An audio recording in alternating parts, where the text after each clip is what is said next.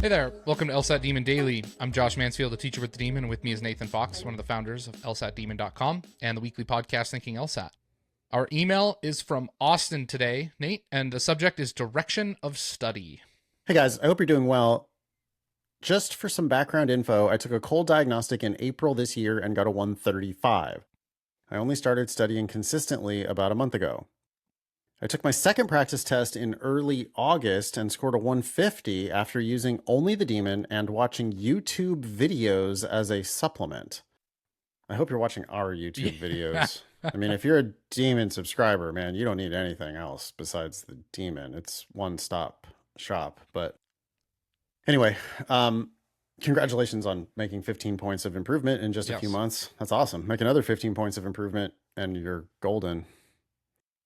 Austin says, I'm still far from where I want to be, 165 plus, and I'm hoping I can get to this point for the November LSAT. That's where people fuck up. There it is. That's where people fuck up. Yeah. It's a mistake to determine in advance when I know you want, people are like, but I want to. It's like, I'm sorry, that's like my 9-year-old. But I wanted to. Yeah, okay, I know you wanted to, but that, like, grow up. And I'm not, I'm teasing here, right, Austin, but you're actually hurting yourself by trying to force it into any particular test. There's no reason to force yourself into November. Take it later. Take it in January. Take it in April of next year. Take it whenever you need to take it. To make sure that you're really putting your best foot forward on your law school application. I just worry that when people try to shoot for a particular test, then they end up putting so much pressure on the test. They take it before they're even ready, or they take it, I can only take it once because I have to apply this cycle. If you just slow down a little bit, everything would be so much easier, which not ironically, that's just exactly what I also want to tell my 9-year-old. Like, dude, fucking calm down. Just slow down. Why are you in such a goddamn hurry all the time? Just chill and everything is going to be perfectly fine. I promise. Anyway, Austin continues. At this point in my studying, I'm unsure how I should prioritize my studying. For a few days, I decided to focus on necessary assumption questions, but I feel like I'm kind of wasting time only drilling necessary assumption questions and doing a wrong answer journal. You're Josh right. Aggressively nodding. You are right. Both of those things are a waste of time. You should just hit drill in the Demon. Do one question at a time. If you miss a necessary assumption question, you should learn right there why you missed it. Not, I have a problem with necessary assumption questions. No, you have a problem with that necessary assumption question. Why? Wrong answer journal. Basically, people use that as an excuse to not actually learn anything. They just write a bunch of random notes and move on to the next one. Right. It's in my wrong answer journal. Yeah. Okay. Should I be drilling all question types? Yes. And maybe 1 or 2 time sections focusing on accuracy, then blind reviewing wrong answers? Also, or yes. Should I just drill? No, you should do a mix of both. I wrote a blog post called 1 Hour LSAT. It's one of the foundation lessons in the Demon. 1 Hour LSAT, a mix of drilling and time sections with always thorough review of your mistakes. I'm worried here that Austin said blind reviewing my wrong answers, because if all you're doing is trying the question again, getting it right, and moving on, you didn't learn shit. It's not impressive that you can get it right the second time after the most attractive wrong answer has now been eliminated. That's not good. You're not learning anything. You're not learning anything of value. So why is the right answer right? Why didn't you pick it? Why is the wrong answer wrong? Why didn't you pick it? Oh, I misread it. Yeah. Okay. What part? How many parts of it did you misread? Right. Because really it's sloppiness that causes you to make these mistakes. But anyway, mix of drilling and time sections. Go ahead. Yep. The other thing I was going to add is that, like, I see on Reddit all the time, people will post their original score and then their blind review score. And they'll say, and it'll be like 160 and then it'll be 174. And they're like, I just don't get it. And they're like, I don't get why I am like, I don't get why I can't do it on the first try. And it's like, well, first off, you're doing 1 out of 4 now, and you eliminated what you thought was the most compelling answer beforehand. And so like that score tells you nothing. It tells you nothing. I'd rather you not blind review at all. Yeah. Than blind review that way. Yeah. I mean, I was just yelling at Ben about this on another episode of Demon Daily about the difference between, like, there's very little value in identifying a 50-50, but there's a lot of value in solving a 50-50. Yeah. Yes. Right? Because if you randomly guess, you're going to get 0.2 of a point expected value. Right. 1 out of 5 times you get it right, you get a full point, but that only happens 1 out of 5 times. So it's worth 1/5 of a point in expected value if you randomly guess. Well, if you take the time to read it and narrow it down to 2, your expected value is now 0.5 a point. So you've gone from 0.2 of a point to 0.5 of a point. I'm not saying that's bad, but it's not nearly as good as solving it from there. Because if you solve a 50-50, you go from 0.5 a point to a full point.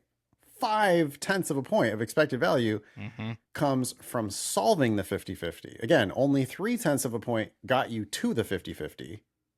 Or it's only worth 0.3 of a point to get to the 50-50. Right. But that's only part of the work. The rest of the work is now, all right, but one of those is right and one of them is wrong. And that's where the real work comes in. And so all this is to say, in response to Austin, if he's just blind reviewing, like doing it again, it's like, yeah, dude, you narrowed it down to a whole bunch of 50-50s.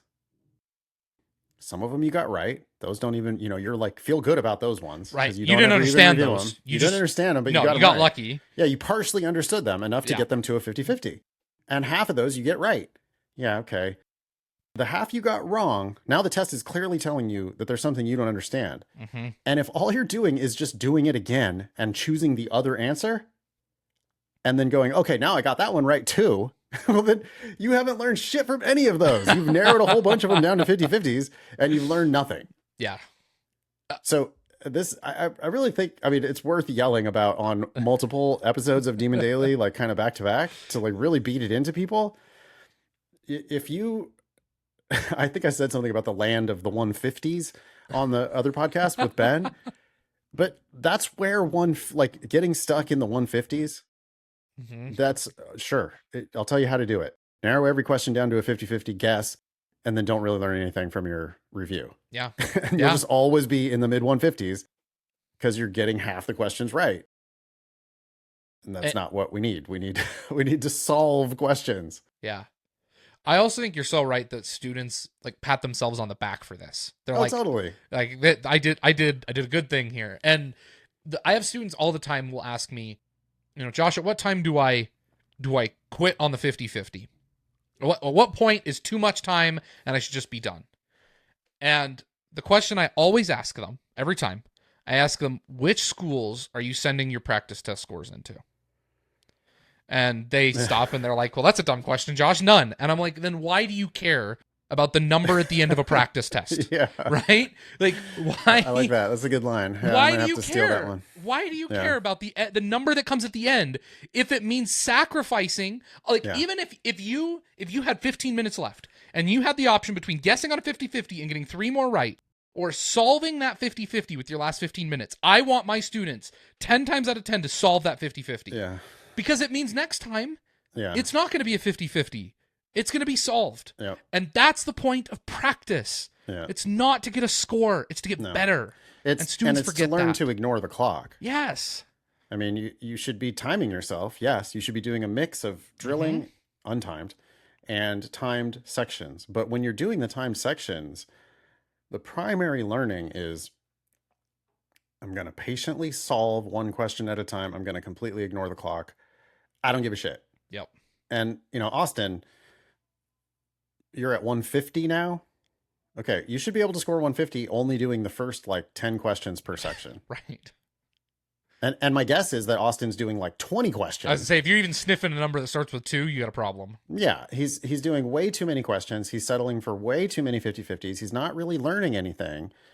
And it's like, oh, for what? So that you can get one more point on your practice test today? Well, that's Right. not the goal. Yeah. The goal is to No. learn how the test works so that you can score 165 or higher, but you just don't get there by missing earlier, easier questions in every section, which is what people like Austin are practicing Mhm. by doing it this way. We did the math on the other episode, just to keep it real simple. Would you rather have two 50-50s or would you rather solve one and randomly guess on one? Solve one and randomly guess. It's also better for your expected value. Yes. Every Solving time. one and guessing on one, you get 1 point for solving and you get 0.2 of a point for guessing. Yep. That's a 1.2. If you narrow those both down to 50-50, your expected value is 1. Mm-hmm. So Austin, I think that this advice can both increase your practice scores today and for sure increase your practice scores and your eventual real score in the future. Mm-hmm. Because I think you're going to score higher today and you're going to learn more if you just follow our core advice. Ignore the clock, do fewer questions, get more of them right, and then genuinely review your mistakes. Not just, oh yeah, I did it again, I got it right. Cool, move on. When I have a tutoring student start with me, I tell them every time, I know exactly how I can help a student who's scoring 14 out of 15. I struggle to help the students who are doing 15 out of 25. Well, I'm just going to say the same shit over and over and over, right? Exactly. If you're getting 15 out of 25, I know what your problem is. You're doing too many questions. Yes. Why are you paying hundreds of dollars an hour for LSAT help? When, because those same students, I'm sure you get some pushback, right? They're like, Every time. No, but I'm good at these types and I'm Right, bad at these right. types. No, or oh yeah, that was just a tricky one. This one's different. Totally. Yeah, and it's like, no, it's not. Oh, it was the wording. I just got caught up in the wording. Yeah, you mean you didn't read it well enough to solve it and figure out what it said? Yeah. Mm-hmm. Yeah. That's a good point. When someone's getting 14 out of 15, wow, they've got one really high value mistake that we can look at. Uh-huh. If somebody is getting 15 out of 25, fuck. Okay. That's a lot of questions where we're going to dig in and you're going to learn that you didn't really read it. You didn't really understand what was there. Yes. That's a waste of time. You have to wade through all that crap to find the lesson that they need to learn. Besides the lesson besides just read better, right? Like the thing oh wow, you didn't understand how that argument led to that conclusion and why that's a bad argument. Yeah. Great. But I have to wade through 10. Well, I guess I just misread that. Or I missed that word. Or I didn't think that's what that word meant. And context clues would have showed you, right? And I have to wade through all of that to get to there's the lesson we can learn. The 14 out of 15 student, we could spend half an hour on that one question and they will leave a better LSAT taker because of it. Mm-hmm. Oh, totally. And the next time they're going to get 15 out of 16 and you're going to be like, okay, now we're in business. Yeah. Because, okay, again, you've improved today and you've got one high value mistake that we can actually learn something from because you're taking it seriously. Mm-hmm. Awesome. Should we wrap it up for Austin? Let's wrap it up. Thanks, Austin. Email daily@lsatdemon.com if you'd like to ask us a question or share some LSAT or Law School admissions news. Thanks for listening.